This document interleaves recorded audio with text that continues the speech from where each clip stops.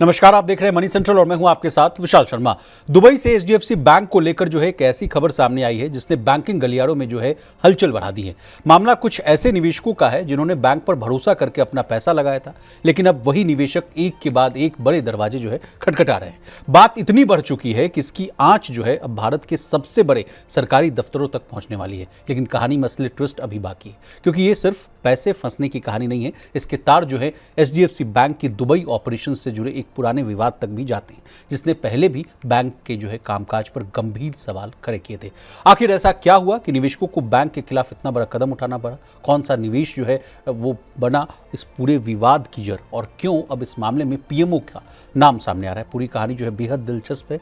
तो आइए सिलसिलेवार तरीके से जो है पूरी कहानी को, पूरी खबर को समझने की कोशिश करते हैं।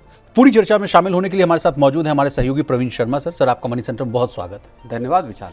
एचडीएफसी बैंक के खिलाफ आखिर दुबई में क्यों भड़के निवेशक, इससे जो है शो की शुरुआत करेंगे। इसके बाद बैंकों को बड़ा करने की जरूरत क्यों महसूस हो रही है, इस मामले को करेंगे डिकोड, और अंतिम में इस देश के युवाओं को उनकी पसंद की नौकरी मिलेगी कैसे, इस सवाल का भी जो है जवाब ढूंढने की कोशिश करेंगे। तो चलिए बिना देर किए फटाफट करते हैं मनी सेंटर की शुरुआत। सर, एचडीएफसी बैंक वाला मामला, जिसको हम लोगों ने बहुत ही आसान भाषा में आपसे जो है कई बार मनी सेंटर में समझने की कोशिश की थी, उसका मैंने एक पूरा टाइमलाइन भी जो है वो बना कर रखा है। लेकिन मामला दुबई क्यों पहुंच गया? क्यों 81 बॉन्ड्स वाला मामला था उससे, और अब निवेशक क्यों वहां भड़क गए हैं? पीएमओ के दरवाजे क्यों खटखटा रहे हैं? कहा जा रहा है कि वहां भी जो है बहरीन में भी जो है शिकायत करने की बात सामने आ रही है।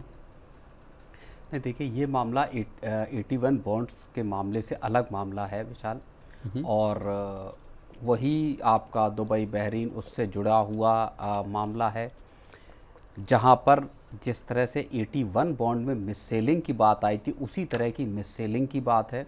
और 75 से ज़्यादा जो इन्वेस्टर्स का एक ग्रुप है, उन्होंने इस मामले को लेकर डीएफएसए के पास शिकायत की है, जो दुबई का फाइनेंशियल अथॉरिटी है, सारे मामलों को, सिक्योरिटीज़ को डील करने वाली, जिसने पिछले साल एचडीएफसी बैंक को नए क्लाइंट ऑनबोर्डिंग करने से, जो दुबई ब्रांच थी उसमें रोका और था। बहुत सारे दूसरी पाबंदियां एचडीएफसी बैंक की ब्रांच पर लगा दी थी।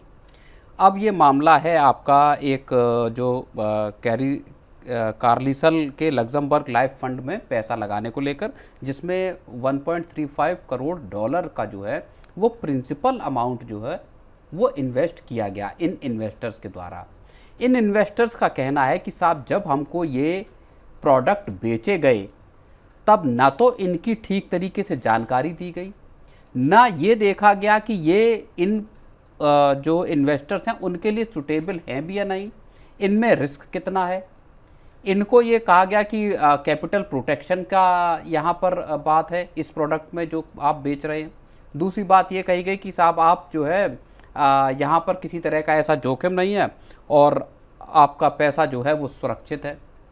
इस चीज़ का हवाला देकर ये प्रोडक्ट बेचे गए इन इन्वेस्टर्स को, और अब ये इन्वेस्टर डीएफएसए के पास शिकायत करने के बाद जो बड़ी बात है विशाल, वो ये है कि प्रधानमंत्री कार्यालय में सीधे चिट्ठी इसी हफ्ते लिखकर देने वाले हैं, प्रधानमंत्री कार्यालय से इस मामले में दखल देने जी, और उनके जो रिफंड में डिले और इस तरह की जो तमाम समस्याएं, मिस सेलिंग की जो बात है, उस पर सरकार के दखल की बात कर रहे हैं। मांग उन्होंने आरबीआई से भी की है कि साहब, आरबीआई देके और आरबीआई इस मामले पर बड़ा एक्शन ले। चलिए सर, पूरी कहानी की जो टाइमलाइन है उसको समझ लेते हैं। देखिए, ये 2017-18 से जो है मामला शुरू हुआ है। कुछ कस्टमर्स द्वारा जो है एचडीएफसी बैंक की ओवरसीज ऑपरेशंस में जो है इन्वेस्टमेंट प्रोडक्ट्स की बिक्री को लेकर जो है शिकायतों का दौर चला। 2020 के आसपास क्रेडिट स्विस 81 बॉन्ड से जुड़े एलिज्ड, जो कहा जा रहा है कि मिस सेलिंग मामले की जानकारी जो है बैंक की इंटरनल टीम्स तक पहुंचाने का दावा किया गया। 2023 में आ जाते हैं, क्रेडिट स्विस संकट में जो है उसके 81 बॉन्ड्स जो हैं वो राइट ऑफ हुए और निवेशकों को भारी भरकम नुकसान हुआ। 24-25 की बात की जाए तो इस दौरान जो है जांच और रेगुलेटरी स्क्रूटनी जो है वो तेज हुई, और लास्ट अगर बात की जाए सितंबर 2025 के आसपास, तो डीएफएसए ने जो है एचडीएफसी बैंक की दुबई डीएफआईसी ब्रांच पर जो है नए क्लाइंट्स, जिसको प्रवीण जी ने समझाया भी कि ऑनबोर्ड करने से जुड़ी जो है पाबंदियां लगाई। मार्च 2026 में एक और नई बात और बड़ी बात ये देखने को मिली सर कि चेयरमैन जो थे अतानु चक्रवर्ती साहब, उनका इस्तीफा होता है, और इसके साथ ही कई वरिष्ठ अधिकारियों पर जो है उस समय एक जो है लंबी कार्रवाई चली थी, अच्छी खासी कार्रवाई भी होती है। और अगस्त 2026 की बात की जाए तो अब जिस तरह से आप कह रहे हैं कि इन्वेस्टमेंट प्रोडक्ट से जुड़े 75 से अधिक निवेशक जो है पीएमओ समेत कई रेगुलेटर्स के पास शिकायत ली जाने की। हम आपसे कोशिश करेंगे समझने की सर कि 81 बॉन्ड्स वाला मामला क्या था, उसको भी अगर आप समझा पाएँ। और अंतिम सवाल आपसे ये होगा कि इस देश में सर मिस सेलिंग जैसा जो मतलब व्यभिचार कहिए या समझिए कि इस दिक्कत को खत्म क्यों नहीं कर पा रहे हैं हम लोग?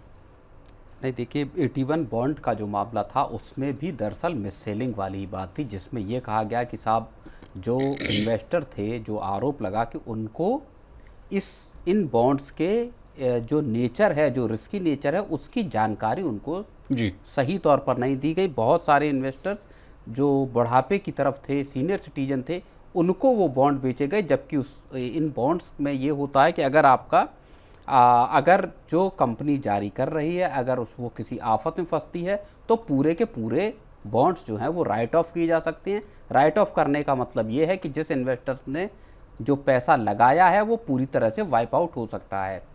तो जो हाई रिस्क से बचने वाले इन्वेस्टर, या जिस उम्र में इन्वेस्टर कंजर्वेटिव होता है कि साहब अब मेरा पैसा बचा रहना चाहिए, भले मुझे 4 पैसे कम मिलें जो पैसा मैं कहीं इन्वेस्ट कर रहा हूँ, उन इन्वेस्टर्स को बेहद रिस्की आपने एसेट में लगा दिया पैसा, गुमराह करके। बाद में क्रेडिट स्विस को इन बॉन्ड्स को राइट ऑफ करना पड़ा और सारा का सारा पैसा इन इन्वेस्टर्स का फंस गया। तो इस मामले को लेकर काफ़ी गहमा गहमी रही। जब इस साल अतानु चक्रवर्ती का रिज़ाइन हुआ, उसमें इस बात का संकेत मिला कि साहब जो क्रेडिट स्विस का 81 बॉन्ड में जो राइट ऑफ करना पड़ा और इन्वेस्टर उसमें फंसे, वो मामला भी इसकी एक एथिकल जो बात आई कि साहब मॉरल और एथिकल जो ग्राउंड है, गवर्नेंस की जो बात है कि क्यों मिस सेलिंग कोई बैंक करता है या कर्मचारी क्यों कर रहे हैं, इसकी बात एक बड़ा मसला थी। हालांकि बाद में जब बैंक ने रिव्यू कराया, उसमें उन्हें अपना क्लीन चिट मिल गई, लेकिन उस पूरी की पूरी जो रिव्यू प्रोसेस थी कि जो अतानु चक्रवर्ती के आरोप थे 81 बॉन्ड को लेकर और बाकी चीज़ों को लेकर जो एक माना गया, उसको लेकर उस ऑडिट में क्लीन चिट दी गई, लेकिन उस पूरे रिव्यू का पार्ट अतानु चक्रवर्ती खुद नहीं थे। तो यहाँ से एक बड़ा सवाल पैदा हुआ। एक बार ये भी कहा था कि मैंने थोड़ी कहा है आपको जांच करने के लिए। बिल्कुल। और तो बात विशाल ये है कि मिस सेलिंग के मामले न केवल विदेशी ब्रांचेस में हो रहे हैं, बल्कि घरेलू ब्रांचेस में भी होते हैं, अलग अलग बैंकों में तमाम तरीके से। इसको लेकर सरकार से लेकर आरबीआई तक तमाम सख्ती, तमाम निर्देश दे चुके हैं बैंकों को। इसके बावजूद इस तरह की प्रक्रियाएं चलती हैं, और अगर विदेश के ब्रांच में इस तरह का मामला होता है तो और अगर सरकार दखल देती है तो बैंक के लिए मुश्किलें ज़रूर पैदा हो सकती हैं। रिजर्व बैंक बहुत सारे सवाल जवाब कर सकता है बैंक से कि साहब आप बताइए कि किस तरह से बेचा गया। भाई बैंक का एक तर्क इस मामले में विशाल ये है कि हमारा ये प्रोडक्ट नहीं था, एचडीएफसी बैंक का ये प्रोडक्ट नहीं था, ये प्रोडक्ट तो हमने डिस्ट्रीब्यूट किया, या हमारे पास सिर्फ ये प्रोडक्ट आया और हमने उसको सेल किया, लेकिन हमारी जिम्मेदारी इसमें नहीं है, क्योंकि हम इस मामले में पार्टी नहीं, हम केवल एक विक्रेता हैं। लेकिन इन्वेस्टर्स का कहना है कि आपने जिन क्लाइंट्स को दिया या जिन इन्वेस्टर्स को दिया, उनके क्या वो इस जोखिम को उठाने की स्थिति में थे? ओवर लिवरेज्ड वाली मामला आया, इतना रिस्क जो था वो बैंक ने इन इन्वेस्टर्स को नहीं बताया। तो मामला उतना सीधा नहीं है, भले अभी आरोप हैं, लेकिन अगर पीएमओ इस मामले में दखल देता है, प्रधानमंत्री कार्यालय अगर सक्रिय होता है और इन इन्वेस्टर्स की तरफ से अगर जांच और बाकी की प्रक्रियाएं शुरू होती हैं, तो एचडीएफसी बैंक के लिए विशाल मुश्किल हो सकती है। एक दो सवाल और मैं पूछूंगा सर। एक मिस सेलिंग पर तो आपने बहुत अच्छी बात बताई, लेकिन sir what about corporate governance? इस इशू पर भी जो है लगातार बैंकों पर की जो शाख है वो डगमगाती हुई दिखी। इस देश में करोड़ों जो है खाता धारक हैं। उन्होंने ऐसी खबरें भी सुनी हैं, जैसे जब कोटक बैंक की लेकर हो, एफडी वाला मामला हो 590 करोड़ का, 190 करोड़ का सरकारी बैंक का ही जो है सरकारी मतलब सरकार का ही पैसा था, एफडी किया हुआ था, उसको जो है प्री मैच्योर विड्रॉल कर देना, सरकार को कुछ पता नहीं है। इसके अलावा कोऑपरेटिव बैंक को लेकर जो समस्याएं दो चार होती रहती उस मामले को। तो इस देश का जो करोड़ों खाता धारक है उसको आप क्या कहना चाहेंगे सर? वो इन खबरों को देखकर क्या सोचे समझे? बैंकों की साख को लेकर क्या इमेज बनेगा? नहीं, बैंकों की साख को लेकर सवाल पिछले 1-2 साल से उठ रहे हैं। 24 के आखिर में हमने देखा था कि न्यू इंडिया कोऑपरेटिव जो बैंक था महाराष्ट्र में, वो कोलैप्स कर गया, आरबीआई को वहाँ दखल देना पड़ा। उसके बाद से कई मामले आए जहाँ बैंकों के लाइसेंस रद्द करने पड़े, ज़्यादातर मामले कोऑपरेटिव बैंकों से जुड़े हुए थे। फिर आपका आईडीएफसी फर्स्ट बैंक का मामला जो हरियाणा का था, जहां 590 करोड़ रुपए के जो सरकार का पैसा था उसके साथ हेरा फेरी की बात सामने आई। कई उसमें सीनियर आईएएस उसमें नप गए। ईडी और सीबीआई के रडार पे हैं। तो लोगों के अंदर बैंकों को से जुड़ी हुई साख की जो बात है उसको तो एक डैमेज होता है। और जब इस तरह के जब बड़े बैंकों की बात आती है विशाल, बड़े बड़े बैंक हैं जिनको लेकर, जिनके पास करोड़ों खाते हैं, करोड़ों ग्राहक हैं, उनसे जब जुड़े हुए इस तरह के मामले आते हैं तो लोगों के अंदर एक बड़ा सवाल इस बात का पैदा होता है कि साहब जो मैं पैसा बैंक में रख रहा हूँ, जो सबसे सेफेस्ट माना जाता है कि साहब आप सेविंग अकाउंट में रख रहे हैं या बैंक में एफडी करा रहे हैं, और लॉकर से जुड़े हुए मामले आते हैं कि आपने लॉकर में आपने ज्वेलरी रखी या पैसे रखे, पता चला कि जब देखने गए तो वहाँ तो दूसरी ज्वेलरी रखी हुई है या ज्वेलरी है नहीं। ऐसे कई मामले आए, वेट कम है। हाँ, या वेट कम है। ऐसे कई मामले आए जहाँ आप लॉकर खोला तो उसमें सामान ही नहीं है। तो ये पूरे के पूरा जो कस्टमर का बैंक के साथ जो ट्रस्ट का एक नाता होता है उसको पूरी तरह से हिला देता है। सरकार, रिजर्व बैंक जाहिर तौर पर अपनी तरफ से पूरी कोशिश कर रहे हैं, लेकिन आप ज़मीन पर जाकर देखें, जो ब्रांच पे मौजूद लोग हैं जिनकी प्राइमरी रिस्पॉन्सिबिलिटी बनती है जब आपके पास कोई क्लाइंट या कोई कस्टमर आता है उसके साथ डील करने की जी, और आप जब ब्रांच जाएंगे किसी भी बैंक की तो वहाँ जिस तरह से प्रोडक्ट मार्केट किए जाते हैं या प्रोडक्ट बेचे जाते हैं, आप 10,000 रुपये जमा करने जाएंगे तो आपसे कहा जाएगा कि साहब आप अपने सेविंग अकाउंट में या एफडी क्यों करा रहे हैं, आपको बहुत बढ़िया प्रोडक्ट दे देता हूँ, ये ले लीजिए, सेविंग प्लान या इन्वेस्टमेंट प्लान है हमारे पास एक बहुत अच्छा। तो बैंक किस तरह से बेचते हैं उन प्रोडक्ट्स को जिनको लेकर रिजर्व बैंक ने तमाम गाइडलाइन दी, वो एक ट्रस्ट का बड़ा इश्यू पैदा करता है विशाल। चलिए सर आगे बढ़ते हैं। सोचिए जिस बैंक में आपका पैसा जमा है, जिस बैंक से आपका होम लोन, कार लोन या बिजनेस लोन चलता है, जिस बैंक के भरोसे जो है देश की बड़ी बड़ी कंपनियां करोड़ों अरबों रुपए का कारोबार करती हैं, अगर आने वाले दिनों में इन्हीं बैंकों की तस्वीर बदल जाए तो क्या होगा? भारत की बैंकिंग व्यवस्था को लेकर एक ऐसा सुझाव सामने आया है जिसने पूरे बैंकिंग सेक्टर में हलचल बढ़ा दी। बात सिर्फ किसी एक बैंक की नहीं है, बल्कि सवाल देश के पूरे बैंकिंग सिस्टम की जो संरचना है उसको लेकर है। कहा जा रहा है कि क्या भारत में आने वाले समय में कुछ ही ऐसे बड़े बैंक होंगे जो पहले से कहीं ज़्यादा ताकतवर होंगे? क्या छोटे और मंझोले बैंकों को मिलाकर जो है बड़े बैंक बनाने की दिशा में कदम बढ़ सकता है? और सबसे दिलचस्प बात यह है कि इसके पीछे वजह सिर्फ बैंकिंग सेक्टर नहीं, बल्कि भारत की 2047 तक जो है विकसित अर्थव्यवस्था बनाने की बड़ी जो महत्वाकांक्षा है वो भी एंगल सामने आ रहा है। प्रवीण सर का रुख करेंगे। लगातार आज की जो इतनी भी जो स्टोरीज है सर मनी सेंट्रल की, वो बैंकिंग सेक्टर से जुड़ी हुई है, बैंकिंग रिफॉर्म से जुड़ी हुई है और लाखों करोड़ों खाता धारकों से जुड़ी हुई हैं। ये कौन सी खबर है सर EAC-PM को लेकर जो कहा जा रहा है कि वो बैंकिंग सेक्टर में बड़े कंसोलिडेशन की बात की जा रही है उसमें? नहीं, देखिए, प्रधानमंत्री की जो आर्थिक सलाहकार परिषद है उन्होंने एक आइडिया दिया है, उन्होंने एक पेपर निकाला है जिसमें बैंकों के मर्जर को लेकर बात कही गई है। और ये चर्चा विशाल अगर हम देखें तो पिछले साल से गर्म है। 12 को 4 करेंगे। हाँ, पिछले साल से इस बात को लेकर विचार चल रहा है कि साहब किस तरह से बैंकिंग सेक्टर के अगले रिफॉर्म किए जा सकते हैं, क्या बैंकों को और कंसोलिडेट किया जा सकता है, बड़े बैंक किस तरह से बनाए जा सकते हैं। और इसका एक जिक्र अभी हाल फिलहाल में भी आया जब एक बैंकों के जो सरकारी बैंकों के हेड्स के साथ वित्त मंत्री की बैठक हुई जिसको DFS ने आयोजित किया था। उसमें भी एक जो थीम थी उसमें यही एक थीम थी कि साहब किस तरह से बड़े बैंक रिफॉर्म देश में किए जा सकते हैं, कैसे विकसित भारत के बैंकों की भागीदारी विकसित भारत में किस तरह से हो सकती है, बैंक इसमें किस तरह से देश को सपोर्ट कर सकते हैं, इकोनॉमी को आगे बढ़ाने के लिए। 7 थीम पर बातचीत, 7 थीम पर बात थी।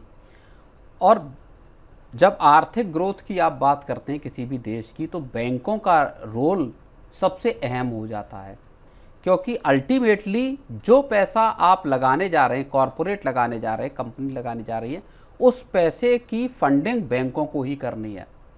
तो क्या बैंकों के पास पर्याप्त कैपिटल बेस है, इसकी चर्चा शुरू होती है। और शुरुआत इसकी दरअसल 2020 से कर दी गई थी। 2020 से भी क्या, 2017 से विशाल शुरुआत हुई थी।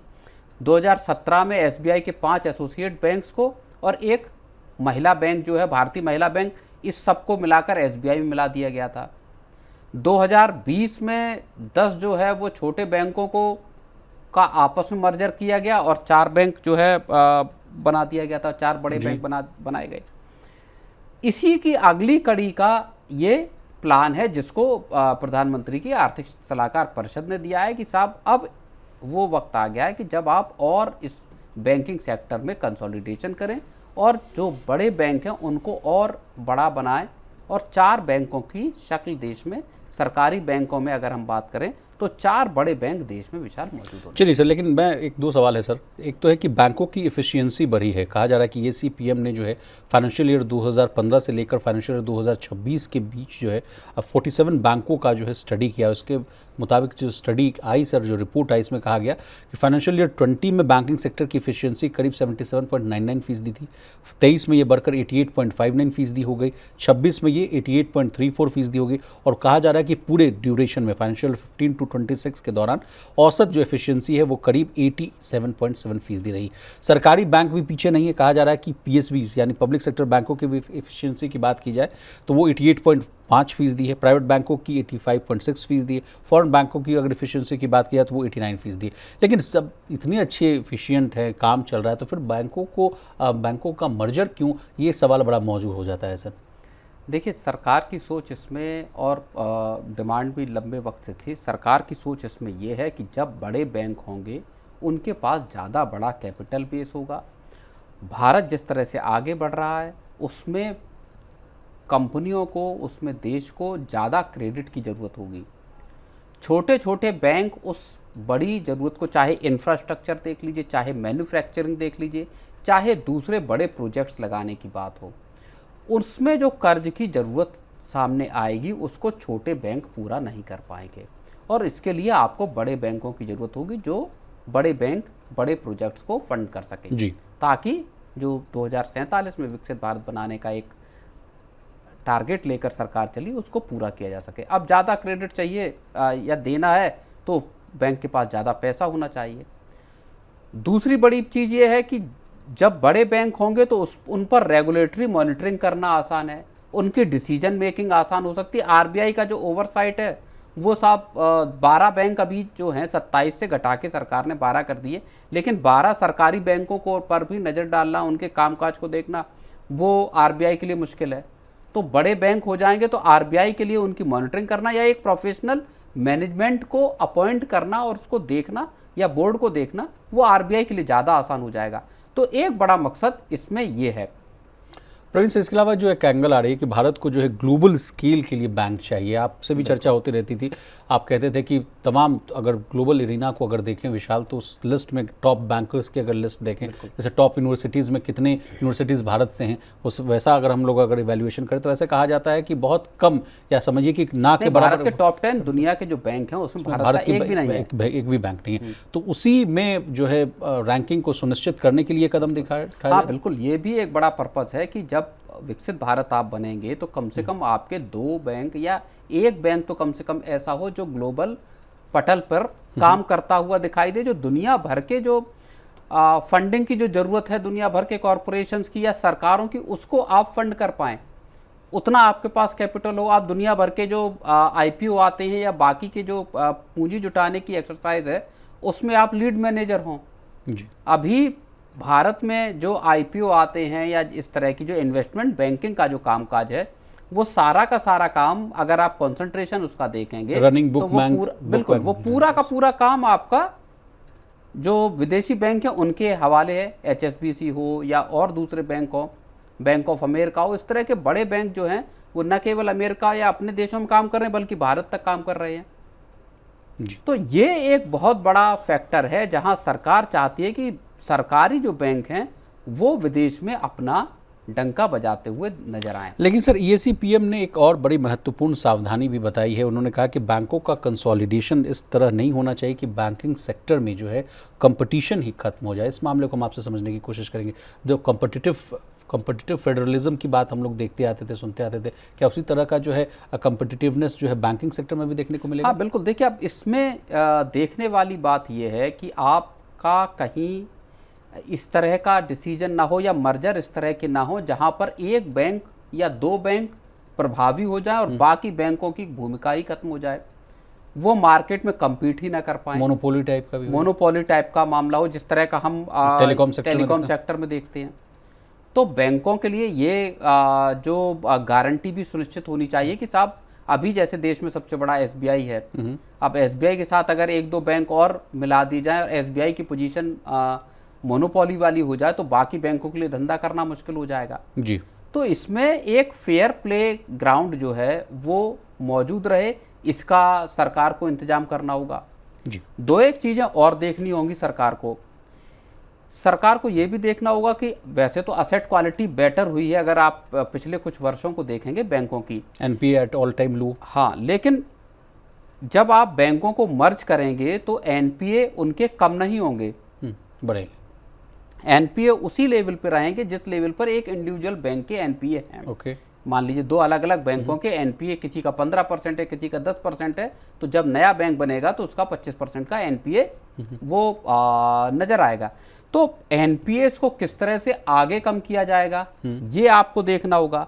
दूसरी जो बड़ी बात है कि जब बड़े बैंक बन जाएंगे और उसमें से कोई एक बैंक फेल होता है, कोई अगर एक बड़ा बैंक जिसके पास करोड़ों ग्राहक हैं, बड़ी पूंजी है, लाखों करोड़ की पूंजी है, वो बैंक अगर किसी तरह से फेल होता है तो उसमें जो इन्वेस्टर्स हैं, जो डिपॉजिटर्स हैं, उनके पैसों की गारंटी किस तरह से होगी और इसका इकोनॉमी पे क्या इम्पैक्ट पड़ेगा। जैसे यस बैंक को बचाने के लिए एसबीआई दौड़ा था, आरबीआई दौड़ा था, सरकार को दौड़ना पड़ा, उसमें सरकार को बचाना पड़ा। तो इस तरह, और जबकि यस बैंक का आकार जो अगर आप देखेंगे तो बहुत छोटा था बाकी के बैंकों, अब एसबीआई मान लीजिए या एचडीएफसी बैंक मान लीजिए या आपका आईसीआईसीआई बैंक मान लीजिए, इस तरह के बैंक हो और इनका साइज और बड़ा कर दिया जाए, उसमें से कोई एक बैंक अगर फेल हो जाए तो वो किस तरह का एक रिस्क पैदा हो सकता है जो कि पूरी इकोनॉमी पे असर डाल सकता है। तो ये कुछ जो गार्डरेल हैं सरकार को, वो भी सरकार को यहाँ विचार देखनी होंगे। सर, जाते जाते आपसे जो है दो ग्रोथ की जो रिपोर्ट है उस पर भी आपसे हम चर्चा करना चाहेंगे, जो कि भारत के बैंकों की अगर बात हो रही थी उसके फाइनेंशियल हेल्थ को भी डिकोड करना बहुत जरूरी होता है। क्रेडिट ग्रोथ और डिपॉजिट ग्रोथ, ये दो पैमाने बहुत जरूरी होते हैं समझना। 25 में क्रेडिट ग्रोथ 11% था सर, 26 में ये बढ़कर 16.1% है और फाइनेंशियल 27 में कहा जा रहा है कि 17.7% है।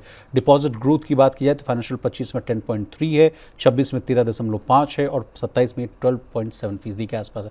इन दोनों आंकड़ों को देख रहा हूं सर, तो अभी भी हम लोग जो है डिपॉजिट के मोर्चे पर जो है थोड़े से पिछड़ते हुए नजर आ रहे हैं। क्या ये चिंताजनक बात है या इस बात से ही खुश हो जाएं कि चलिए भाई, इस देश में जो है क्रेडिट की डिमांड ज़्यादा है, लोग जो है बढ़ चढ़ कर खर्च करना चाहते हैं, ओवर द एक्स्ट्रावेगेंजा लाइफ जीना चाहते हैं, सभी सुख सुविधाओं का लाभ लेना चाहते हैं, इकॉनमी तो चल रही है ना। नहीं, लेकिन ये बात तो सही है कि क्रेडिट ग्रोथ अच्छी है तो वो इकोनॉमी के लिए अच्छा है जी। बशर्ते जो असेट क्वालिटी है वो आपकी बेटर है, यानी आप जो कर्ज बांट रहे हैं वो कर्ज सही, जो जिनकी क्रेडिट रेटिंग ठीक है, जो पैसा चुकाने की हैसियत रखते हैं, उन तक अगर आपका टारगेटेड है। लेकिन डिपॉजिट ग्रोथ का कमतर होना और जो उसका गैप है वो अगर आपका बड़ा गैप है, जितना अभी दिखाई दे रहा है 17% और 12% के आसपास, तो ये एक बड़ा गैप है दोनों के बीच में। 5% से ज़्यादा का आपका गैप यहाँ दिखाई देता है। ये गैप बड़ा है, इसको बैंक किस तरह से फिल कर सकते हैं। ऐसा तो हो नहीं सकता कि बैंकों का जो डिपॉजिट ग्रोथ है वो मान लीजिए 12 या 11, 11.5, 12% के आसपास रहे और क्रेडिट ग्रोथ 17% से बढ़कर फिर 20, 21 या और ऊपर चली जाए, तो बैंकों की जो फंडिंग कॉस्ट है वो बढ़ने लगेगी और ज़्यादा। बैंकों को अपने जो मार्जिन है इंटरेस्ट के, उसको बचाना मुश्किल हो जाएगा। एनआईएम को बिल्कुल आपके लिए मुश्किल होगा कि आपको फंड जो जुटाना है वो ज़्यादा कॉस्ट पे जुटाना होगा जी। तो बड़ा कंसर्न इस वक्त इसी बात का है कि बैंक किस तरह से पैसा जुटाते हैं। बैंकों को डिपॉजिटर्स ढूंढने होंगे कि डिपॉजिट आएगा कैसे। लेकिन प्रवीण सर, हाल फिलहाल में सरकार ने कदम भी उठाया था कि डिपॉजिट को बढ़ाने के लिए FCNR-B जैसे कदम उठाए गए थे, उससे कुछ क्या राहत मिली या नहीं? उसमें तो बताया जा रहा है कि $100 अरब आ गए हैं उस FCNR-B के तहत बहुत कम समय में, जिसको RBI ने उसकी जो विंडो है उसको कर्टेल कर दिया, छोटा कर दिया जी। 30 सितंबर तक की थी, उसको 31 अगस्त तक के लिए विंडो कर दी है।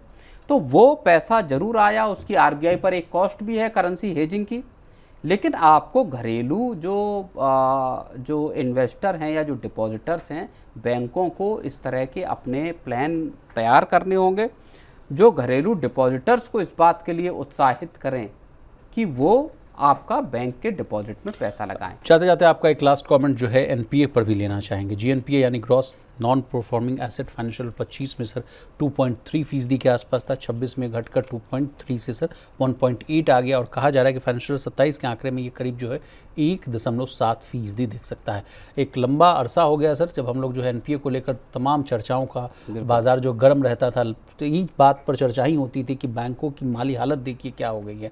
एक दौर था, प्रीवियस गवर्नमेंट की भी बात कर रहा हूँ, उस समय कहा जाता था कि जो है फ़ोन पर जो है लोन बांट दिया जाते थे। अगर आप बड़े रसूखदार हैं तो आपको अगर कहवा दिया गया या किसी के थ्रू रेफरल्स हो गया तो आपको मोटा कर्ज मिल जाता था, आप उसको चुकाते नहीं थे, देश छोड़कर चले जाते थे और वो जो है भट्टे खाते में चला जाता था। लेकिन अभी की ताज़ा हालात क्या है, 2.3 से ये घटकर 1.7 किस आंकड़े को आप कैसे देख रहे हैं? नहीं, ये आंकड़ा सरकार भी बार बार कहती है कि साहब ऑल टाइम लो के आसपास आपका जो एनपीएज हैं बैंकों के वो हैं। 2% का एनपीए लेवल को ठीक माना जाता है कि ठीक है बैंकिंग सेहत के लिए। लेकिन अगर आप देखें पिछले 10 साल में 2015 के आसपास से बैंकों का रिफॉर्म, बैंक और ख़ासतौर पे मैं सरकारी बैंकों की बात कर रहा हूँ क्योंकि वो ज़्यादा सरकारी उससे जुड़े हुए हैं। सरकारी बैंकों की फाइनेंशियल हेल्थ, उनके पास कैपिटल एडुकेसी या कैपिटल बेस, इस सब में बहुत बड़ा सुधार आया है। सरकार जब अपनी बात करती है, जब फिस्कल पॉलिसीज़ की बात करती है, इकोनॉमी की बात करती है, अपने अचीवमेंट की बात करती है, तो साफ तौर पर ये जिक्र करती है इस बात का कि साहब बैंकों का जिस तरह से कायाकल्प किया गया या टर्न अराउंड किया गया है वो इस सरकार की एक बहुत बड़ी उपलब्धि है। जहां बैंक बीमारू बैंकों में तब्दील हो गए थे, वहां बैंकों को उस बीमारू स्थिति से निकालना, उनका कंसोलिडेशन करना, मर्जर करना और अब 12 बड़े बैंकों की शक्ल देना, और जिसमें एनपी आपका 1.8 से भी घटकर 1.7% पर अगर आने की बात है, तो ये एक बड़ी कहानी है जो भारतीय बैंकिंग सेक्टर के रिफॉर्म की विशाल बता। एक अंतिम सवाल सर, बैंकों की बात हो रही है तो आगे बैंकों के लिए आप क्या चुनौती देख रहे हैं? What are the challenges in front of the banks? नहीं देखिए, बैंकों के लिए एक तो सर मुझे लगता है कि एक तो साइबर सिक्योरिटी है, जिस तरह से जो बार बार हम लोग टीवी पे देख रहे हैं, प्रचार हो रहा है 1930 पर कॉल कीजिए किसी तरह का फ्रॉड हो। दूसरा आपने समझाया था माइथोस को लेकर। तीसरा है कि स्टेबल अगर डिपॉजिट्स जब तक नहीं आए तब तक मानकर चलिए कि दिक्कत नहीं है। आप इसके अलावा और क्या क्या एआई, ब्लॉकचेन टेक्नोलॉजी और क्या कुछ? नहीं देखिए, चैलेंजेस में माइथोस का या साइबर सिक्योरिटी का सबके सामने जग जाहिर है। बैंकों के लिए और सरकार के लिए, दोनों के लिए चुनौती है। सबसे बड़ा बैंकों के लिए विशाल चैलेंज जो मैं समझता हूं वो है, आपको बैंक बड़े भी हुए हैं, बैंकों ने अपना कारोबार भी सुधारा है। सबसे बड़ा चैलेंज बैंकों के लिए इस वक्त अपने ट्रस्ट की बहाली है। बैंकों को इस तरह के अपना इंटरनल सिस्टम है या अपना जो गवर्नेंस है, कॉरपोरेट गवर्नेंस है, उसमें इस तरह के सुधार करने होंगे ताकि एक आम डिपॉजिटर बैंक पर भरोसा कर सके।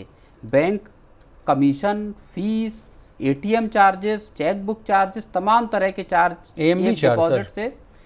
डिपॉजिटर से लेते हैं, ब्याज भी लेते हैं जब आप लोन लेने जाते हैं। लेकिन उसके बदले क्या जो, और जिस बात को अभी जो मीटिंग हुई उसमें भी उठाया गया था कि साहब आप नई पीढ़ी या नए भारत के हिसाब से अपनी बैंकिंग सर्विसेज में किस तरह का बदलाव कर रहे हैं, किस तरह की सहूलियतें दे रहे हैं। तो बैंकों को कोशिश ये करनी होगी कि आपका जो ग्राहक है वो आपका सर्वोपरि है आपके लिए, उसके हित में रखकर आपको सारे काम करने होंगे।